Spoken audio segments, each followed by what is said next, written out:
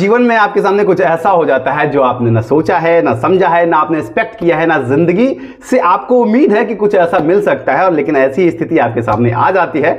ऐसी स्थिति में आपको सिर्फ ये कहना चाहिए कि मेरे जिंदगी के मालिक मेरे दिल पे हाथ रख दे, तेरे आने की खुशी में मेरा दम निकलना चाहे।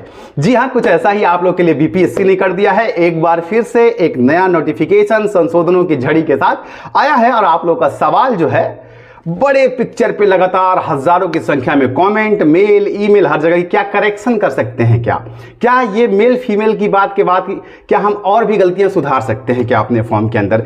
क्या आप जो है एक बार फिर से आवेदन की डेट बढ़ा दी गई है, उसमें आप शामिल हो सकते हैं जिनका आवेदन मिस हो गया? क्या हम ये जान सकते हैं आज की डेट में कि हमारा फॉर्म फाइनल सबमिट हो चुका है, बिल्कुल फॉर्म एक्सेप्ट हो चुका है या नहीं, या हमारा फॉर्म रिजेक्ट तो नहीं हो गया है?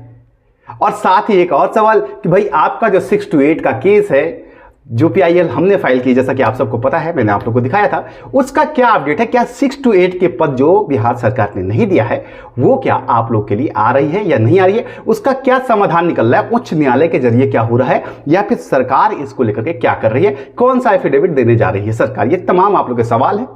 मेरे केसेस को लेकर के तो आप लोग लगातार ही बात करते रहते हैं, लेकिन आज तमाम आपके सवालों का जवाब मैं आपको जरूर दे दूंगा। चेहरे पे एक मुस्कान इसलिए है क्योंकि आज दरअसल ये मेरे साथ ही हुआ है कि जब लाइफ में कुछ एक्सपेक्ट नहीं करते, अनएक्सपेक्टेड आपको कुछ ऐसा मिल जाए तो फिर आप थोड़ा सा प्रसन्न हो जाते हैं, लाइक जैसा भी हो रहा है।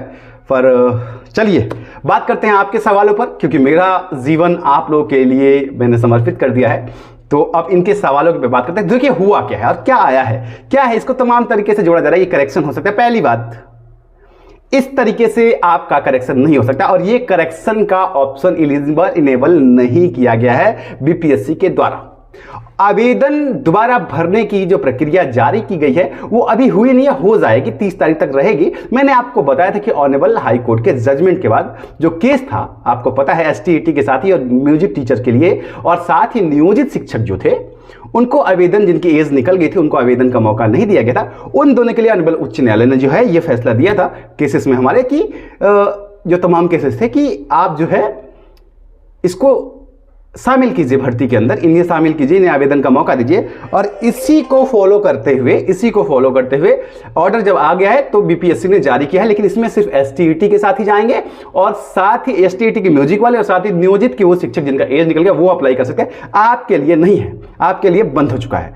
साथ ही करेक्शन की जहां तक बात करेंगे, क्या ये करेक्शन है? नहीं, आप इसमें करेक्शन नहीं कर सकते। हाँ, मैं आपको ये तरीका जरूर बता दूंगा कि अगर आपकी कोई गलती हुई है तो आप किस तरीके से अपने डॉक्यूमेंट को ठीक करा के करेक्शन करके अपना सबमिट कर सकते हैं, और फॉर्म कैसे रिजेक्ट हुआ है या नहीं हुआ है ये आपको जानना है, इसके लिए भी मैं आपको बता देता हूं। लेकिन इससे पहले सामान्य ज्ञान बिहार शिक्षक बहाली के 1 to 5, 9, 10 या 11, 12 सबके लिए बड़ा ही महत्वपूर्ण हिस्सा है। सब में ही आपको सामान्य ज्ञान का पेपर देना है, और इसके लिए प्रभात पब्लिकेशन ने डॉक्टर रंजीत कुमार सिंह IAS के मार्गदर्शन में जनरल नॉलेज की बिहार स्पेसिफिक एक किताब बनाई है, जिसको लेकर के लगातार आप लोग की क्वेरी आ रही थी। क्योंकि बीपीएससी के पेपर में अगर आप देखें तो आपको 1 to 5 में भी जनरल नॉलेज का पेपर देना है, 9, 10 में भी देना है, और 11, 12 के लिए भी देना है, आपको पता है। और इसमें बिहार स्पेसिफिक होना आपके लिए बहुत ज़्यादा जरूरी है। और इस बिहार समग्र के जरिए, जैसा कि आप किताब में भी देख पा रहे हैं, आपको बिहार के जनरल नॉलेज की बहुत ही विस्तृत तरीके से नॉलेज होने वाली है, जिसके जरिए आपका जनरल नॉलेज इतने बेहतर तरीके से तैयार हो जाएगा कि चाहे वो 1 to 5 के लिए हो, या फिर आपके 9, 10 के लिए हो, या 11, 12 के लिए हो, आप पूरी तरीके से जनरल नॉलेज को कंफर्म कर सकते हैं। लिंक्स मैं आपको डिस्क्रिप्शन में दे दूंगा आप सबको। ओके, तो सबसे पहली बात कि करेक्शन आपके लिए वेबसाइट पे नहीं है। आप सिर्फ एक चेंज के लिए आपको कहा गया है बीपीएससी के जरिए कि अगर आपने बॉक्स में मेल फीमेल में अपनी कैटेगरी गड़बड़ कर दी है या अदर कर दिया है तो आप उसको कैसे ठीक कर सकते हैं, इसके लिए आपको ईमेल करना पड़ेगा। ये एक तरीका बताया गया, ना कि आपके लिए करेक्शन की साइट खोली गई है। पहली बात ये जान लीजिए, तो ये मिस इन्फॉर्मेशन है। दूसरी बात, जहां तक मैं आपको बताता चलूं कि आप कैसे जान सकते हैं कि आपका फॉर्म एक्सेप्ट है, रिजेक्ट है, इसका तत्काल बीपीएससी के पास कोई सॉल्यूशन नहीं है। हाँ, जो प्रीवियस ईयर्स के हिसाब से अगर आप समझें कि किस तरीके से आप जान सकते हैं, अगर आपका फॉर्म सबमिट होने के बाद वहां रेड साइन आ रहा है, क्रॉस साइन आ रहा है, तो दैट मींस कि आपके फॉर्म में कुछ ना कुछ गड़बड़ी है। और अगर फॉर्म सक्सेसफुली सबमिटेड होने के बाद से आपके पास वहां ग्रीन सिग्नल आ रहा है तो आपका फॉर्म ठीक है।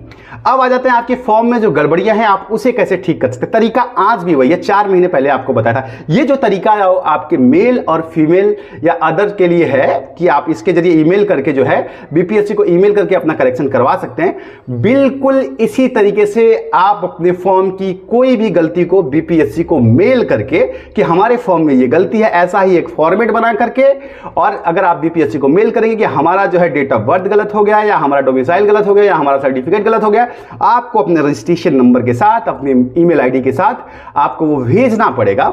जैसे ही आप उसको भेजेंगे, बीपीएससी आपका वो ईमेल एक्सेप्ट करने के बाद उसको ठीक कर देता है। तरीका वही है, ये सिर्फ इसके लिए नहीं, ये सबके लिए है। ये मैं बड़ा आसान तरीका बता रहा हूं, इसके जरिए आप गलती को सुधार सकते हैं। ठीक है, तो ये आपकी बात हो गई। बाकी आवेदन आपके लिए खत्म हो चुके हैं। जो नियोजित शिक्षक जिनकी एज निकल गई है वो जल्दी से जल्दी अपना आवेदन कर लें ताकि वो आ जाएं, वरना 30 के बाद वो भी नहीं कर पाएंगे। जहां तक एक सवाल और आ रहा है कि क्या डेट बढ़ने वाला है, एग्जाम डेट बढ़ेगा क्या, अभी इसको कहना जल्दीबाजी होगी, क्योंकि एग्जाम डेट को लेकर के काफी ज्यादा श्योरिटी है बीपीएससी की कि वो टाइम से एग्जाम करा लेंगे।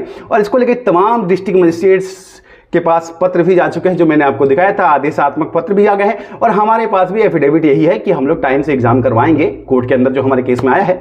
तो अभी बीपीएससी इस मामले में बिल्कुल सीधी और सीरियस जा रही है कि वो एग्जाम टाइम से करा लेगी। तो जो लोग इस बात को डिले के लिए सोच रहे हैं कि डिले हो सकता है, और तो आप ऐसा बिल्कुल ना सोचिए। आप अपनी पढ़ाई करते रहिए, कंपटीशन देखिए बढ़ता जा रहा है। और मैं सिर्फ आप लोगों का टीचर या मेंटर नहीं हूं, गाइड नहीं हूं, मैं आपका भाई भी हूं। और मैं चाहता हूं कि जीवन में जब आप शिक्षक बन जाएं तो पद चाहे मेरा जो भी है, लेकिन आपके साथ एक कप चाय अपने छोटे भाई के रूप में बैठ के पीना चाहूंगा। तो आप सबके लिए ऑल द बेस्ट। ये है पूरी जानकारी। फिलहाल करेक्शन के लिए आप भाग दौड़ कीजिएगा, करेक्शन नहीं हो पाएगा। करेक्शन का एक ही तरीका है कि आप ईमेल करके उसी ईमेल आईडी पर अपनी गलतियां बताते हुए ईमेल कर दीजिए। बोर्ड रेक्टिफाई कर लेगा तो करेक्शन कर लेगा। आप सबको ऑल द बेस्ट। प्रणाम।